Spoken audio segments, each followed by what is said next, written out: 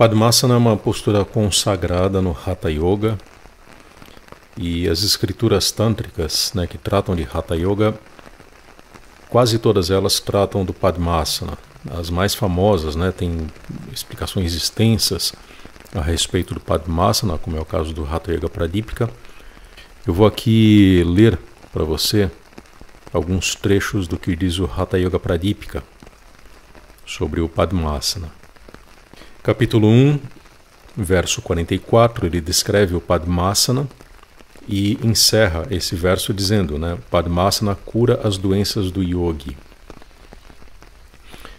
45 e 46, ele continua descrevendo alguns detalhes sobre Padmasana, a importância de utilizar Mula Bandha.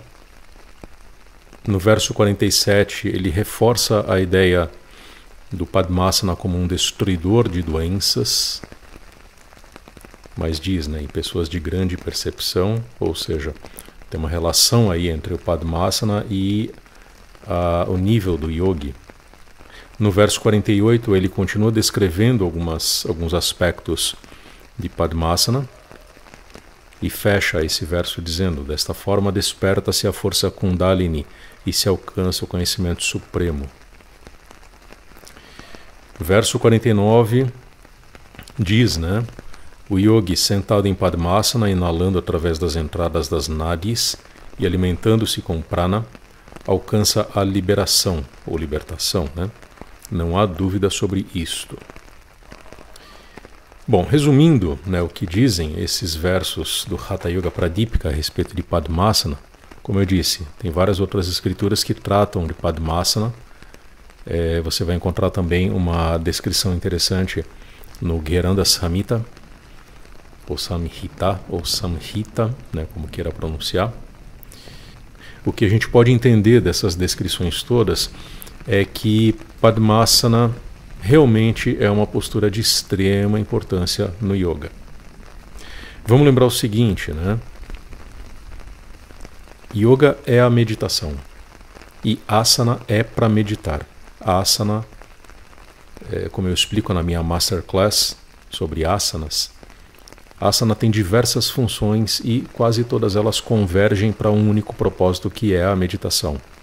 Claro que não é só o propósito da meditação, mas, por exemplo, a asana serve para criar imobilidade no corpo, para liberar o fluxo de prana no corpo. Enfim, tem uma série de funções que o asana tem.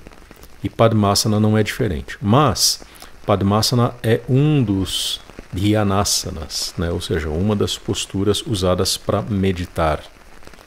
Outras posturas usadas para meditar são Siddhasana, Sukhasana, Virasana e o Padmasana, que é talvez uma das mais tradicionais, uma das mais clássicas.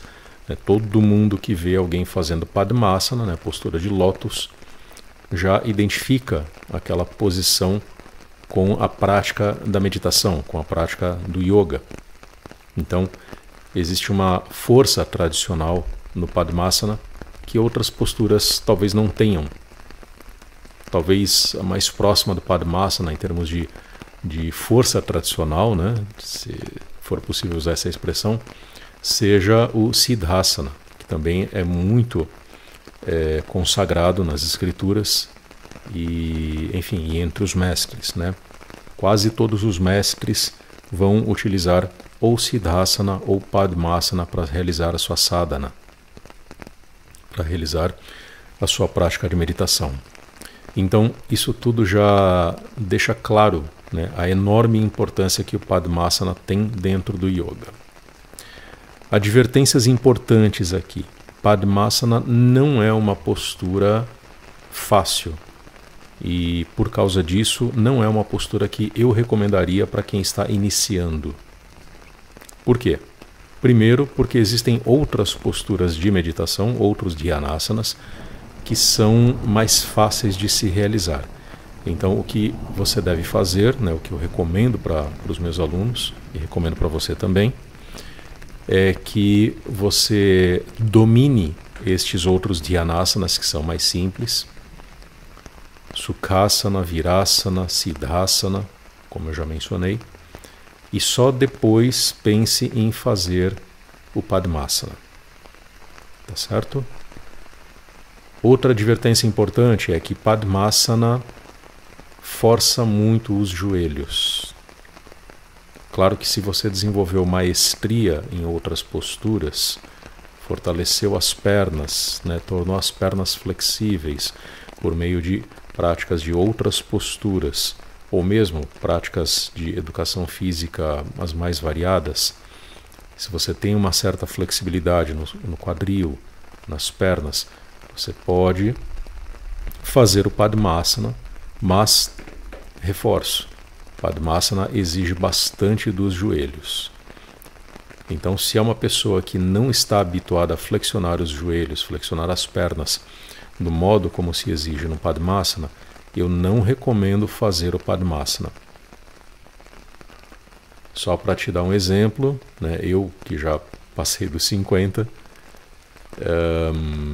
e que não tenho joelhos muito bons, né, por causa de artes marciais, enfim, por causa de uma série de outras práticas que eu desenvolvi ao longo da vida, eu até faço o Padmasana, mas faço com uma certa cautela e faço por períodos muito curtos, quando eu vou meditar. Normalmente eu prefiro o Siddhasana, que é um pouco mais gentil para os joelhos, né, que pressiona menos, né, a estrutura dos joelhos e, consequentemente, vai preservar um conforto um pouco maior em comparação com o Padmasana. Então é importante que haja cautela.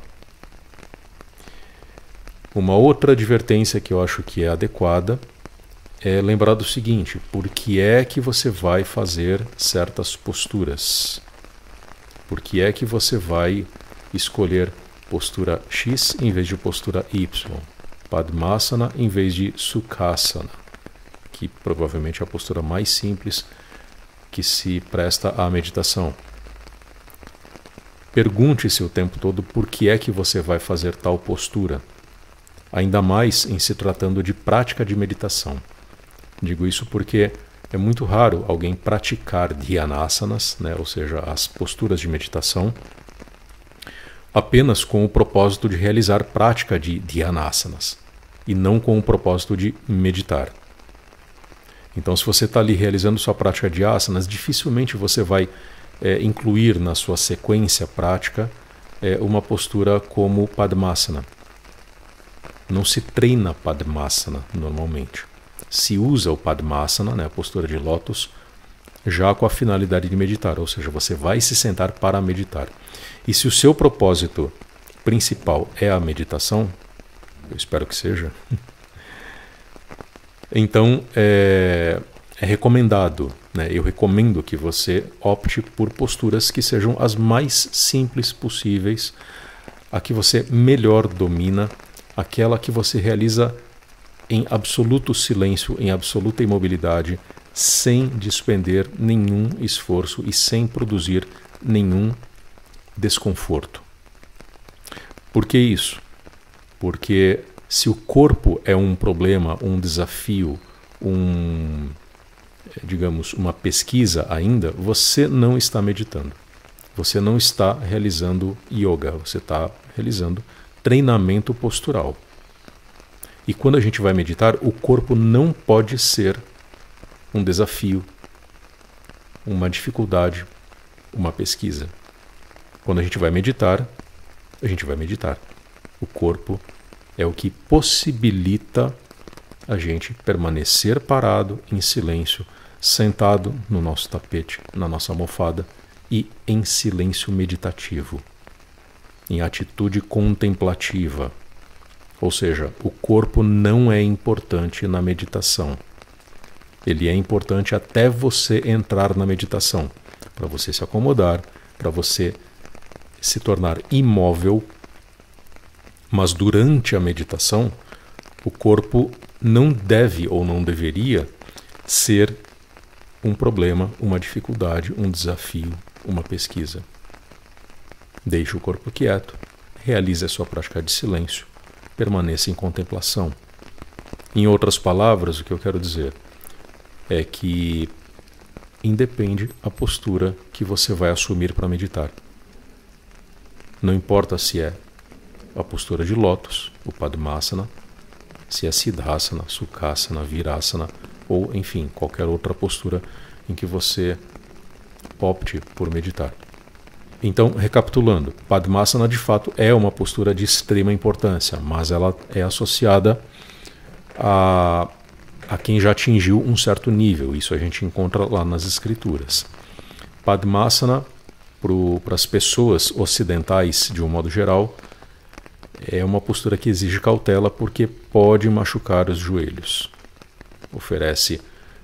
Ela cria uma pressão muito grande nos joelhos, então isso pode não ser muito bom para muitas pessoas. E, por fim, se o seu propósito é meditar, realmente não importa muito se você assume Padmasana ou alguma outra postura de meditação. Seja cauteloso, use o bom senso, escolha aquilo que realmente vai te levar mais rapidamente e vai permitir que você permaneça em estado de meditação e entregue ao silêncio. Ok? Espero que tenha esclarecido a sua dúvida em relação ao Padmasana. Se você tiver qualquer outra dúvida, pode me procurar, deixa um comentário ou manda uma mensagem para mim.